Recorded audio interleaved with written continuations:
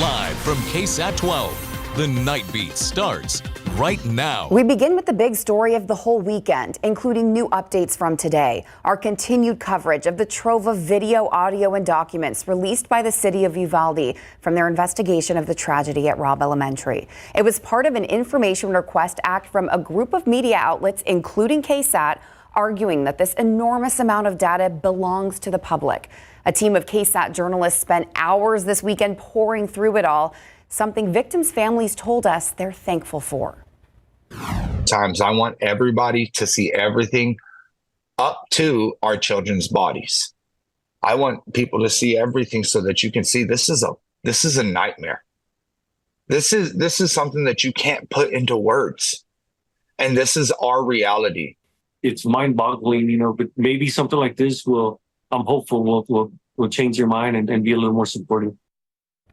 New information we uncovered for you tonight, the fact that 25 Uvalde police officers responded to that shooting at Robb Elementary, but only some of them recorded body camera footage. Newly released text message records reveal why. A Uvalde police sergeant sent this text to a Texas Ranger 3 days after the massacre. He says some officers didn't record or didn't have time to grab a body camera before heading to Robb. Uvalde police policy states officers should turn their cameras on when trying to arrest or detain someone. 25 Uvalde police officers responded to the shooting. Only 5 of their body camera videos were included in the records released by the city yesterday. Now, we have put out at least 10 articles on KSAT.com breaking down the release of these documents, and there are more to come. But almost all of the resources we got yesterday are already on our website. It is not easy to see and it's not easy to hear, but we wanted to give every one of you the option to see it for yourself, the exact same way it was sent to us by the city of Uvalde. One note, though, we did not release 911 calls from inside Robb Elementary out of respect for the families of the 21 people lost that day. Now to news of the day, a look at this map. Those red dots are where San Antonio police, Bexar County deputies, and Texas DPS troopers arrested 10 people accused of participating in street takeovers overnight. It sprawled across the west side, and one person was arrested downtown after driving away from another incident. Those 10 people are facing charges from public intoxication to unlawful carrying of a weapon, drug possession, and more. 8 cars were also impounded when the sweeping arrests happened. We've reached out to San Antonio police asking if all of these arrests originated from one takeover event or if it was several, but we haven't heard back yet. If you remember, new state laws were passed last year that came down hard on street takeovers in Texas. We have an entire episode of KSAT Explains dedicated to that subject. You can scan the QR code right there on your screen to watch. Also happening overnight, a bar fight turned violent on the south side. Police say a man was thrown out of a bar around 2 a.m. on South Florida Street and left with his family members. But police say a group of suspects followed them in their car, and when they got out, the suspects approached them and started hitting the man with a baseball bat. The man's sister then allegedly pulled a gun and started shooting at the suspects. It's not clear if anyone was hit, but that original man who was hit with the bat was taken to the hospital. We're not aware of any arrests so far in this investigation.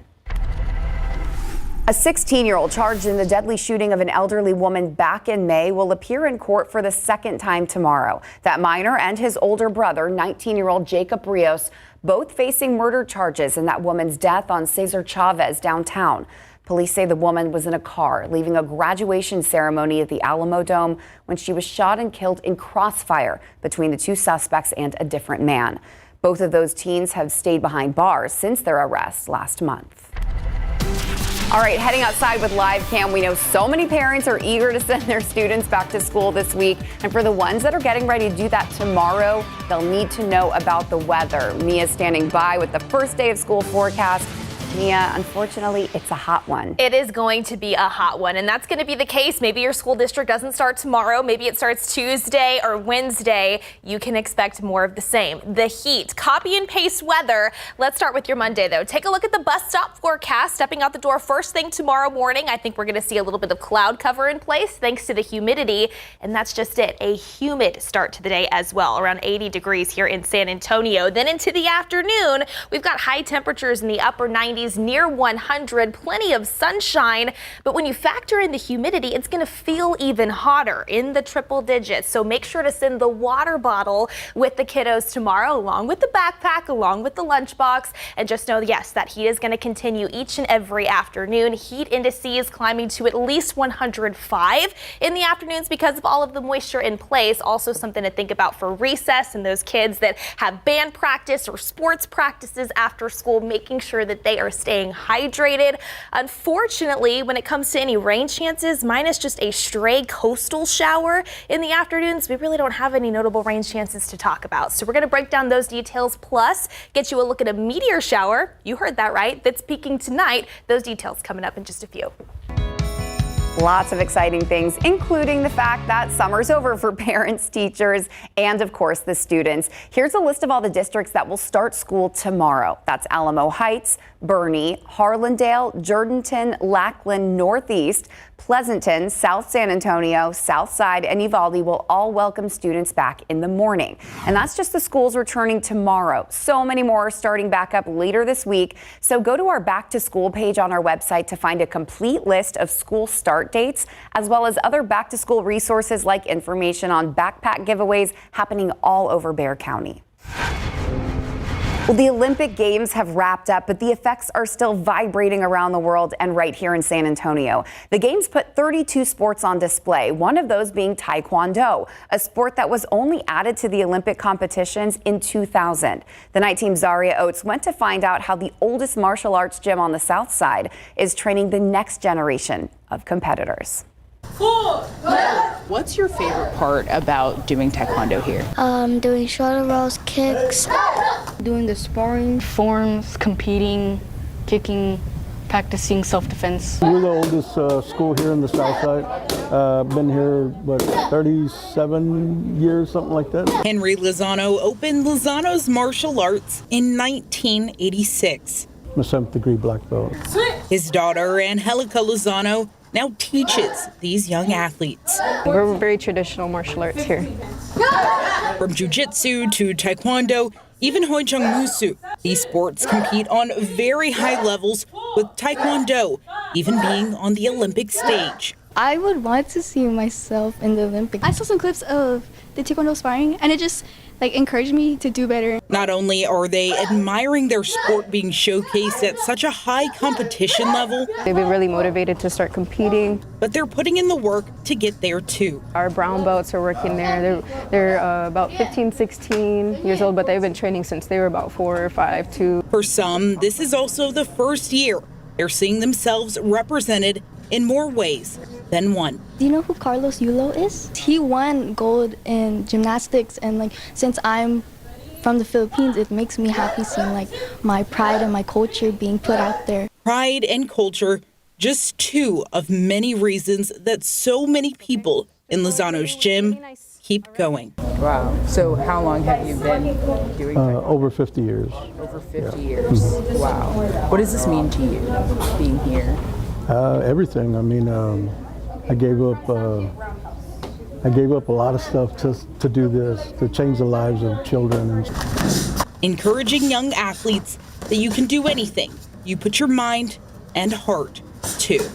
In San Antonio, Zaria Oates, KSAT 12 News.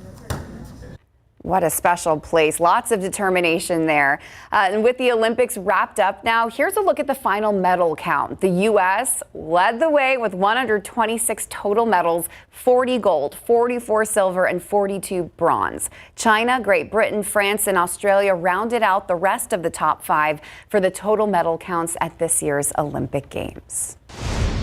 Taking a look now around America, 2 people are dead after a home explosion in suburban Baltimore this morning. Utility workers with the city's gas and electric company were called to the neighborhood about a possible gas leak, and the home exploded shortly after they got there. 12 homes near the explosion had to evacuate. Crews are expected to be on scene investigating and cleaning up rubble for the next few days. Thinking about enlisting in the military? If you are, you might have to undergo some cognitive testing before joining. The Pentagon says it'll make diagnosing brain trauma easier later on in life. The push for this move comes about 9 months after Army reservist Robert Card went on a shooting rampage in Maine, leaving 18 people dead. A post-mortem study of his brain found it was likely he had a traumatic brain injury. The military right now only gives baseline cognitive testing before a deployment. The Pentagon will also put more distance between personnel and weapons blasts during training exercises moving forward. Turning to the campaign trail now, Republican J.D. Vance speaking with ABC News about a wide range of topics, including border and families, all while Harris' campaign wraps up a battleground blitz day with her running mate, Tim Walz. ABC's Zoreen Shaw has more for the race for the White House. Republican vice presidential candidate J.D. Vance outlining the Trump campaign's proposal on border policy. Well, the first thing you have to do is to stop the bleeding, stop the open border, get Kamala Harris out of there and actually re-implement the Remain in Mexico policy, rebuild or finish Donald Trump's border wall. Vance on ABC's This Week responding to his past comments, saying parents should have more of a vote at the ballot box. Vance insists it was a thought experiment and accusing the Harris campaign of twisting his words. They have turned this into a policy proposal that I never made. And I do think, look, when you're a parent and you have children, you obviously have a different perspective. And I said that too, and I certainly believe that. Vice President Kamala Harris in San Francisco for a fundraiser with former House Speaker Nancy Pelosi today.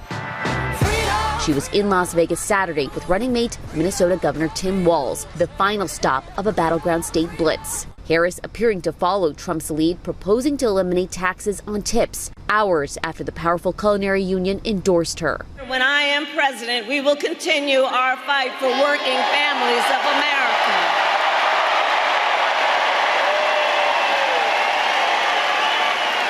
Including to raise the minimum wage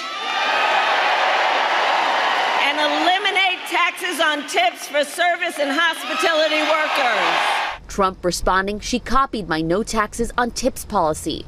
Harris also dodging tough questions about the administration's involvement in Israel's war in Gaza. We need a hostage deal and we need a ceasefire. The Democratic convention starts next week. Zoreen Shaw, ABC News, Las Vegas. Closer to home, we're doing something different for this election season. We're visiting communities all over South Texas to talk to people about the issues that matter most to them. Our first two stops are down, Uvalde and Seguin. Those episodes are on our website right now. And if you want a reason to feel good about the political discourse in our country leading up to the election, you'll want to check them out. We're at the beach, but to talk bacteria, it's not exactly fun in the sun, but every summer you see that headline about fecal bacteria off the Texas coast.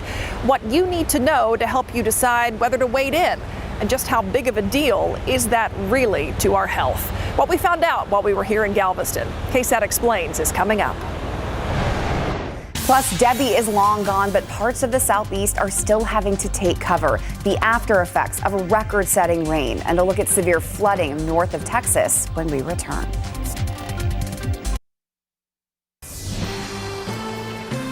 Tonight, Oklahoma City seeing some of its worst flooding in living memory. Torrential rain causing extreme ponding on streets. Officials warning people not to drive into high waters. One local river went from 5 feet to 17 feet in just a few hours, overflowing its banks. Meanwhile, in South Carolina, flooding remains a major concern a week after they dealt with Debbie. ABC's Chuck Sievertson reports people in some parts of the state are being asked to seek higher ground as rivers start to overflow.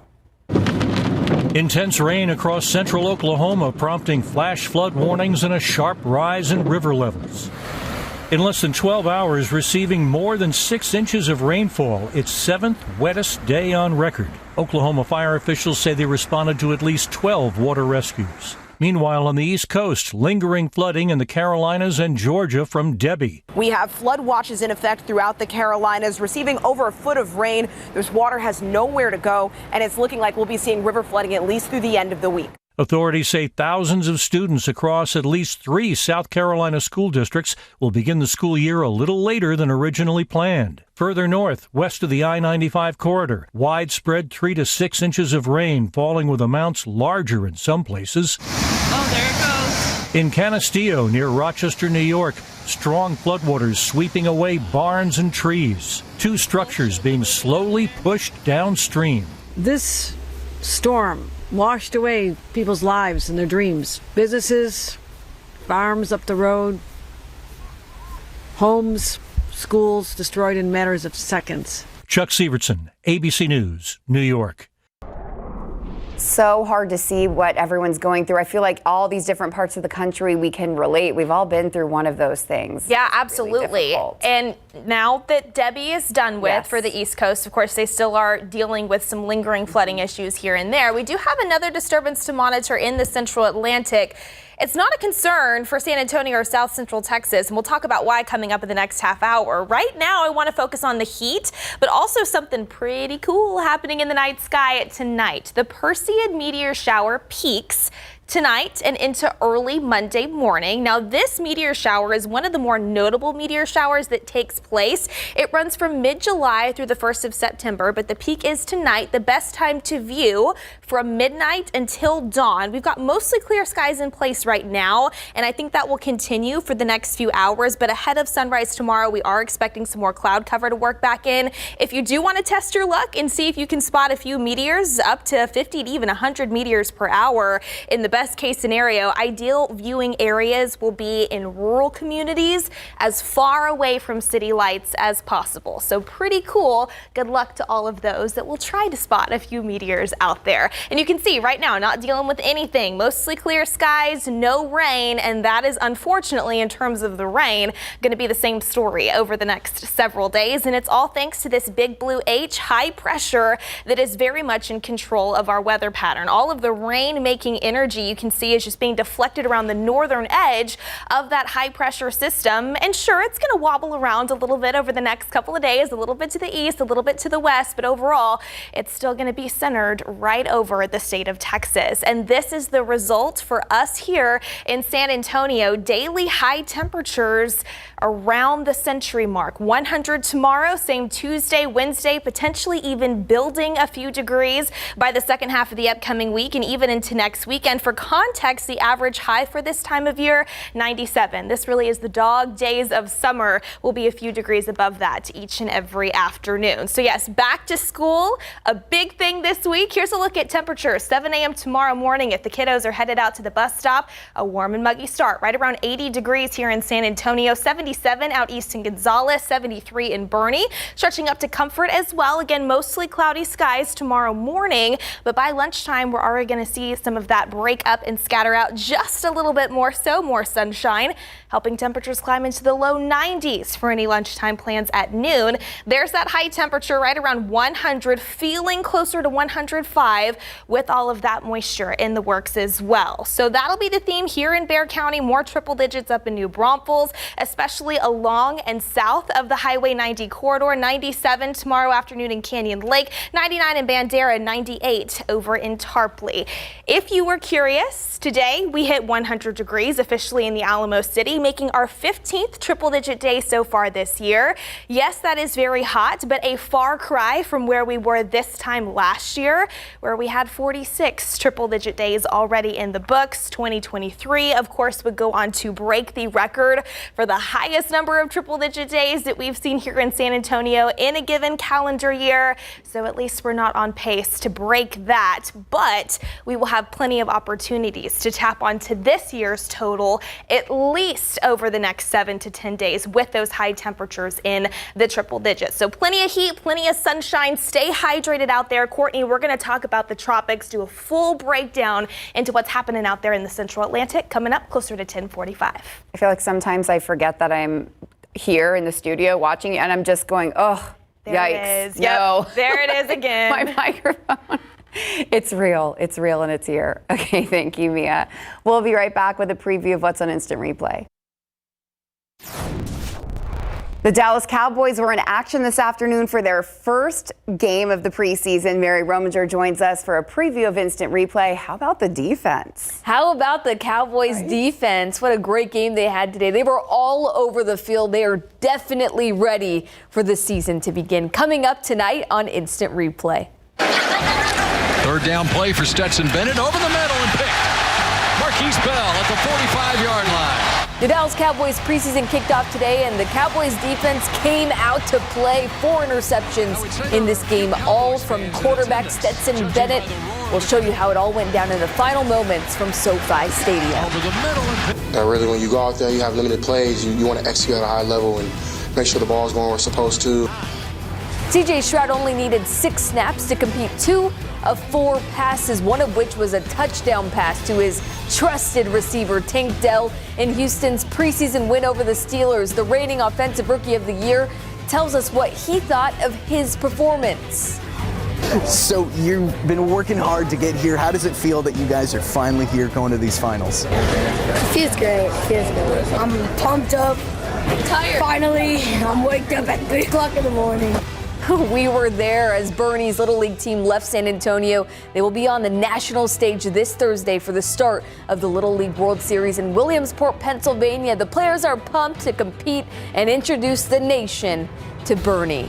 The 2024 Paris Olympics are a wrap and the high school football season is right around the corner. We take you to Lavernia for a preview of what's to come for the Bears this year. And vote now in our instant replay poll question. Are you concerned CeeDee Lamb will not be ready for the season if a deal is not done soon? That and much more coming up tonight on Instant Replay. Got a full show ready? Yes. All right. Thanks so much, Mary. All right, coming up next, KSAT Explains hits the road. We head to Galveston, where we wanted to know why we see those headlines every summer about fecal bacteria in the water. Where does it come from, and what's the real risk? KSAT Explains is next.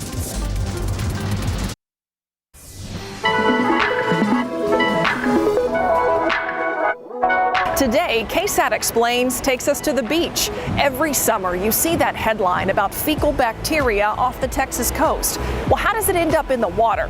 What do you really need to know before you wade in? KSAT Explains came to Galveston to find out.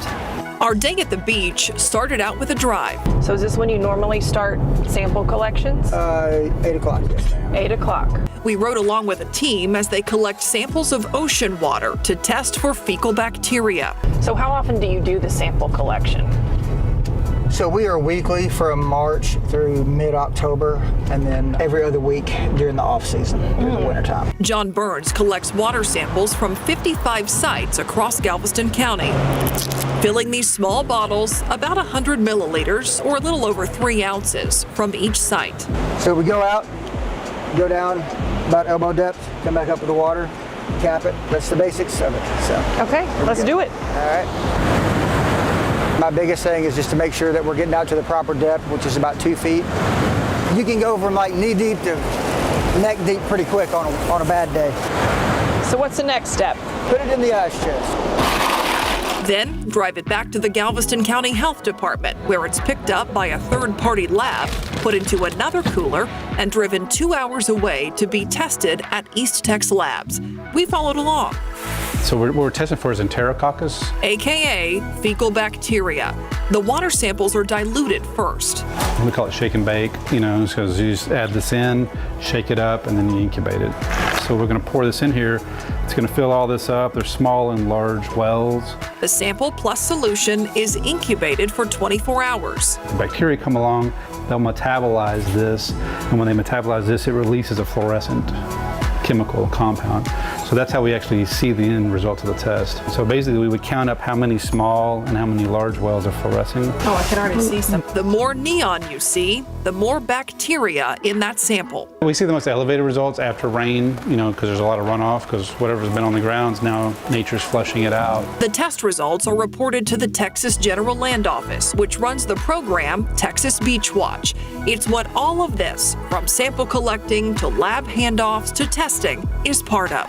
If it has hair, fur, or feathers, in essence, that animal's contributing to fecal loading in the environment.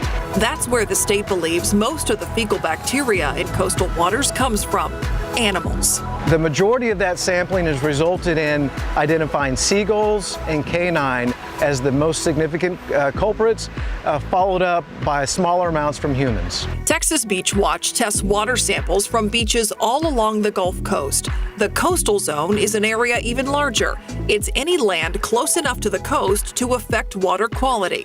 The coastal zone stretches 18 counties, from Jefferson County to Cameron County, roughly 14,000 square miles. If it goes on the ground, it flows down. But we can't blame only animals. There are around 250 wastewater treatment plants in the coastal zone, plus 50,000 septic systems. And sometimes things break. There are failures in the system that could be happening. Usually when those are identified, those are fixed very quickly. If test results show high bacteria levels, the state issues an advisory. And what that means is the Enterococcus level is greater than 104 colony-forming units per 100 milliliters. That's the threshold set by the Environmental Protection Agency. But you don't have to remember that very sciencey number. Just think of a stoplight instead. When a beach advisory is listed at a particular site, the site icon turns from green to red. When it's red, that threshold of 104 colonies has been exceeded. All of that information is online at texasbeachwatch.com. You can see if there's an advisory, what the bacteria levels are, and even the number of advisories for a particular location within the last year.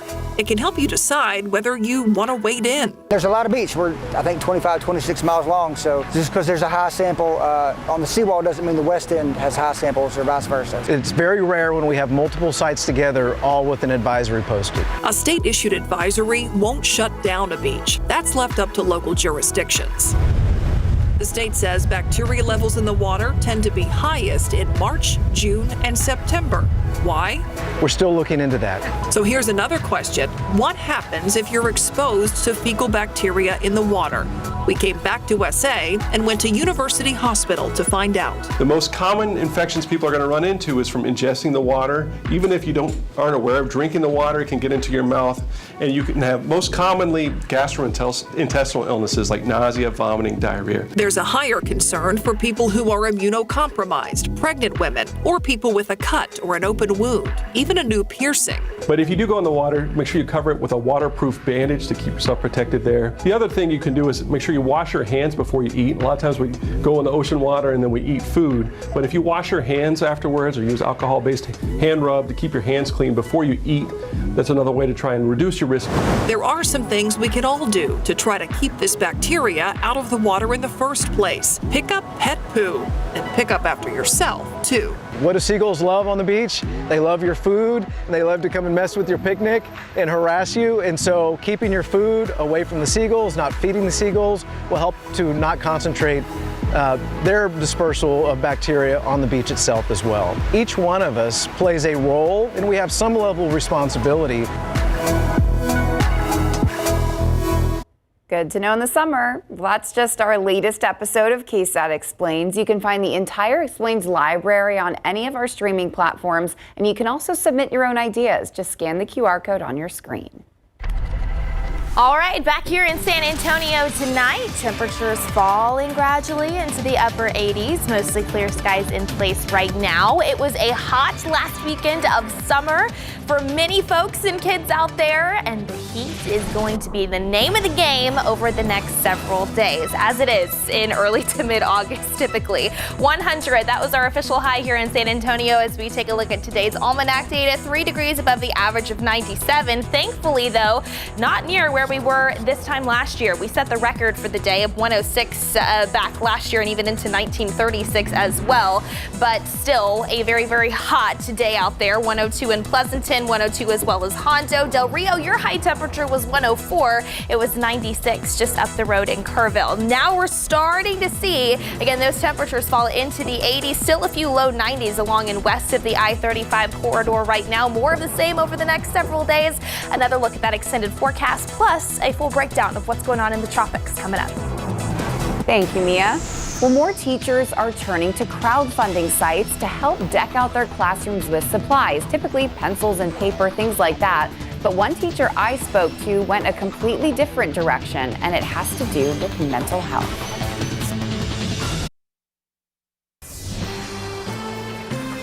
So it's common for teachers to fundraise for all those pricey classroom school supplies, but one San Antonio teacher has raised money for something very unique, making her classroom a mental health oasis. I got to visit her classroom as she began setting it up, and she showed me some things I never knew could help with stress, ADHD, or even autism.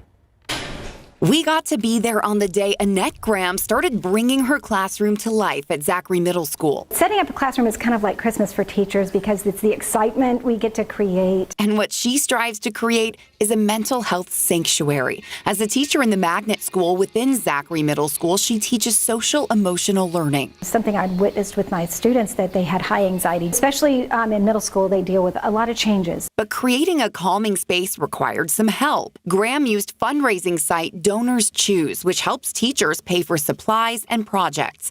The goal was met within a month, paying for some things you'd never think to find in a classroom. We talk about stress management, and I will take out my whatever slime I have, different textures, and they're like, oh, can I have some of that? Oh, yeah, sure. Okay, it smells like Starburst almost. It does. Yeah. Oh, I love that. Yes. It really triggers a sense of calm. As somebody who struggles with ADHD, having that sensory issue, something that will engage that part of the brain without distracting others is very valuable. Calm Strips was developed by an individual who needed that sensory engagement for him. It doesn't distract or anything, so while they're working, they can just go over there and just touch it. These stress management items aren't Graham's. The fundraising effort is so the kids can keep everything.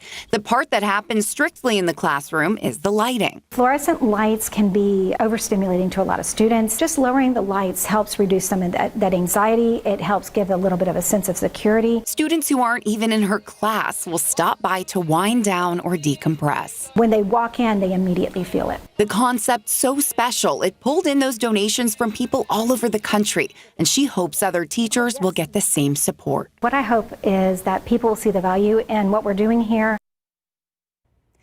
Graham always suggests if parents or community members are able to give, they should ask to see teachers' Amazon wish lists or Donors Choose projects. As you just saw, something priceless can come from even the smallest donations. We'll be right back.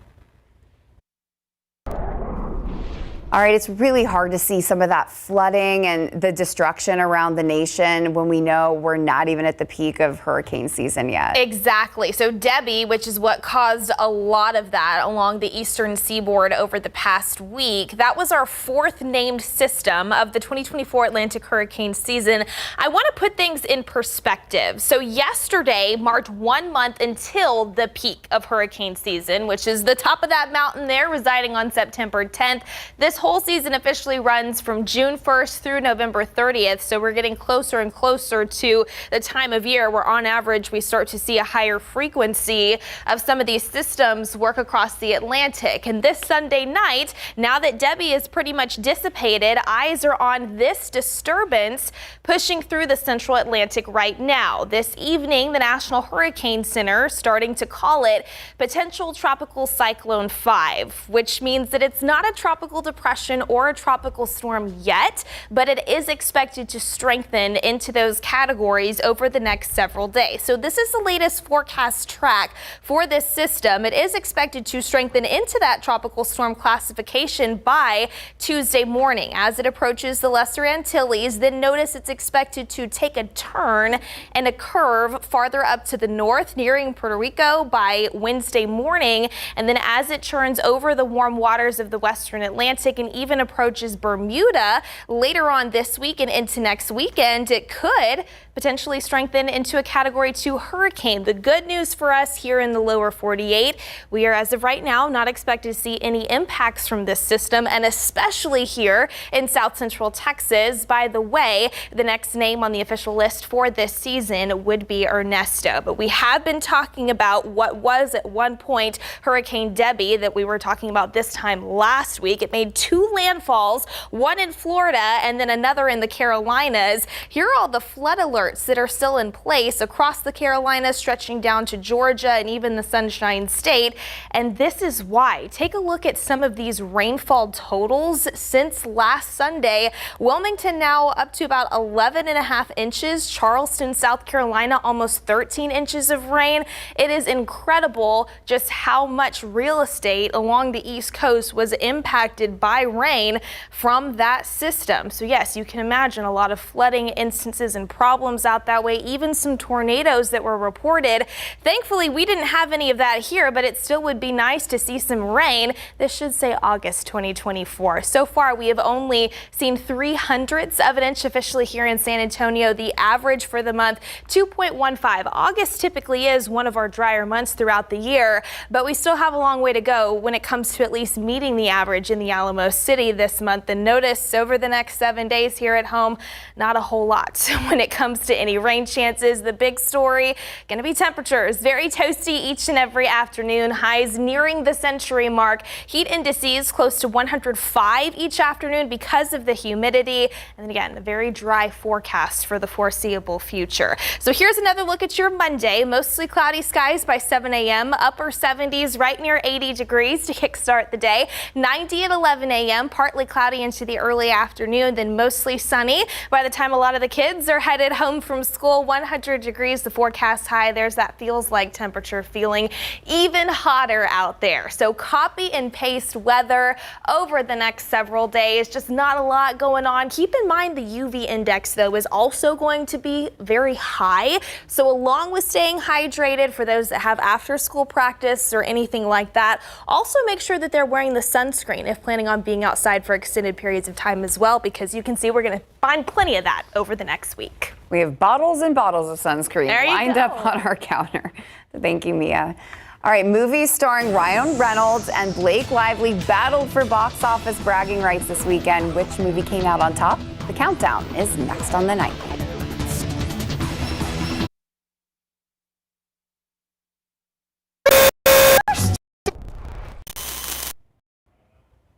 All right. We aren't supposed to lie. Despicable Me 4 landed in 5th place, adding $8 million to its domestic box office total.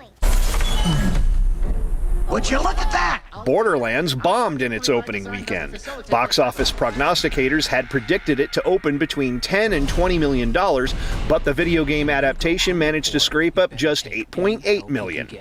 Twisters dropped to 3rd place on ticket sales of $15 million. Oh, that's my brother Ryle. The first official customer. It Ends With Us, starring Blake Lively, bowed in 2nd place with an estimated $50 million. Variety reports it is the first time since 1990 that a husband and wife shared the top 2 spots at the box office, last accomplished by Bruce Willis's Die Hard 2 and Demi Moore's Ghost. Happy birthday to you. Ryan Reynolds' Deadpool and Wolverine held on to number 1 for the 3rd straight weekend. The Marvel movie made $54.2 million, bringing its domestic total to $494.3 million and its global haul to just over $1 billion, making it just the 2nd R-rated movie to reach the milestone. In Hollywood, I'm Rick Damigella. There we go. We got it for you. All right, next up, at the end of the month, Friday nights will once again be reserved for high school football and other fall sports. Mary Rominger joins us live for a preview of Instant Replay. It sounds good to say that. Yes, it does. It's that time of the year where we're going around and going to as many football practices as we can before the start of the season. Tonight, we're featuring the Lavernia Bears. Being able to build on what we've had in the last 2 years, especially offensively, it's going to be huge. So we're really looking to keep building and just progressing throughout the season. The Bears went as far as the 3rd round in last year's playoffs and are returning a solid chunk of their team, with one exception being their head coach. How will Lavernia fare under first-year head coach Brian Knoll? We'll check in with the Bears and Instant Replay. I mean, it's huge to be able to get back to the south side of San Antonio. Get out here and see the smiles on the kids' faces and be able to give back and, ultimately have a good time. Get haircuts. We got food, music, and book bags, and school supplies. San Antonio Spurs guard Keldon Johnson was out in the San Antonio community today, giving away school supplies and free haircuts, getting local kids prepared for the new school year. Gotta love it. The Cowboys defense had a field day in their first game of the preseason, and what a show we got yesterday between the U.S. men's basketball team and Victor Wembanyama and Team France. We have a loaded show coming up for you at 11 o'clock on Instant Replay. Stay tuned, everybody. It's going to be good. Okay, thanks, Mary. We'll be right back after this. That is all the time we have for now. Thank you so much for joining us and watching. Be sure to tune into GMSA for all your latest overnight news. An all-new instant replay starts right now.